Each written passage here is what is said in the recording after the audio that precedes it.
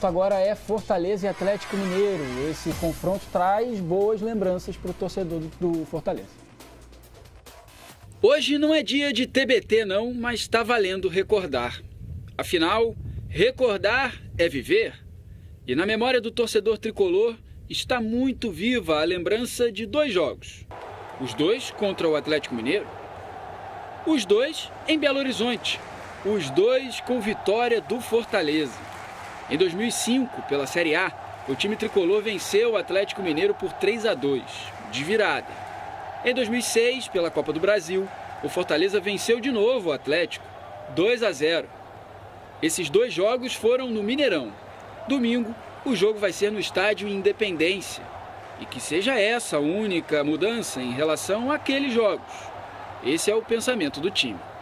Acho que 2005 e 2006 é bem diferente do que está o futebol no dia de hoje, né? A polarização hoje é muito maior, os recursos, as diferenças são muito maiores no dia de hoje, mas nós vamos tentar fazer o nosso melhor dentro do que nós temos. O Fortaleza treinou hoje pela manhã aqui na capital. Por volta das 5 da tarde decola para Minas. Amanhã faz um novo treino pela manhã em Belo Horizonte. E apesar de já ter vencido lá 2 vezes, o Fortaleza sabe muito bem que será um jogo dificílimo. Encarar o Atlético no estádio Independência? Não é à toa que a torcida do Galo diz: caiu no horto, tá morto. Está invicto lá esse ano, hein? Foram 15 jogos, 11 vitórias e 4 empates. Anteontem, o Atlético foi eliminado da Copa do Brasil pelo Cruzeiro no Independência, mas com vitória, 2-0. É um time com muito bom conjunto, né? Não é um time de tanta velocidade, mas tem Otero, Xará, o próprio Elias com boa infiltração, um time que tem muita posse de bola, tem muita qualidade, foi bastante impetuoso contra o Cruzeiro pela necessidade do resultado. O que você tem que fazer, ser consistente, fazer um bom jogo e sem surpresas tentar vencer dentro da consistência e não através da surpresa. Surpresa nós não podemos fazer no momento para ninguém. 6 pontos e 9 posições separam os dois times no momento. O Atlético é o quarto, 19 pontos. O Fortaleza é o 13º, 13 pontos. Enquanto os mineiros buscam se manter no G4, o Fortaleza joga para entrar na zona de classificação para a Sul-Americana. A bola rola às 4 da tarde no domingo. E aí, Caio? É uma situação... Não dá para surpreender disso, Não, Rogério. quem escutar a entrevista inteira do Rogério ontem e for... vai ver que é um cara que está apostando muito do time, ele dá muita moral a quem está entrando em campo, mas deixou mais uma vez muito claro as deficiências de elenco do Fortaleza. Numa delas, por exemplo, ele fala: olha, para você ser agressivo, para você jogar ofensivamente no futebol brasileiro atual, você precisa de jogadores de lado com o poder de quebrar a linha adversária.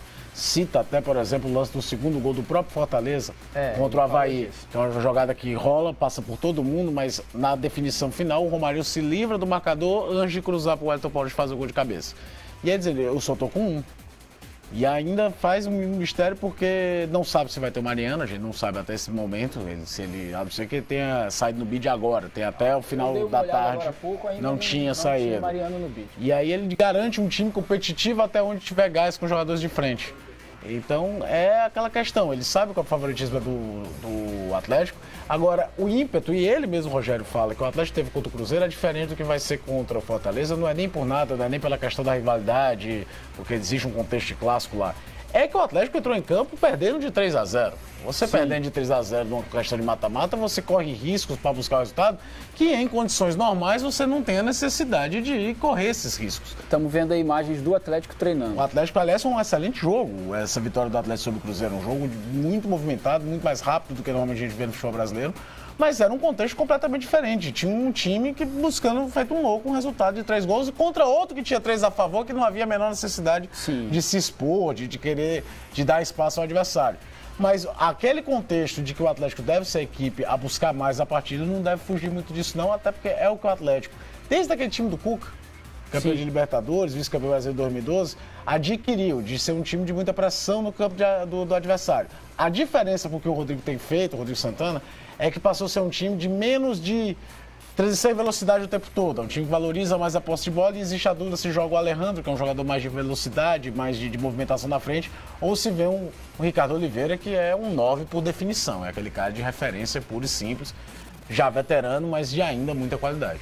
É o jogo para o Fortaleza fazer o que vem fazendo, ou seja, esperar um pouco mais o adversário, tentar deixar fazer o Atlético errar. Tentar fazer isso, embora em alguns momentos é um time, principalmente por ter no Juninho um volante que se aproxima, que toca, que quase que vira um meia, o regente do meio de campo, ele tem por característica de também tentar a transição, mas pode ser um jogo com um desenho parecido com aquele que foi o do Grêmio.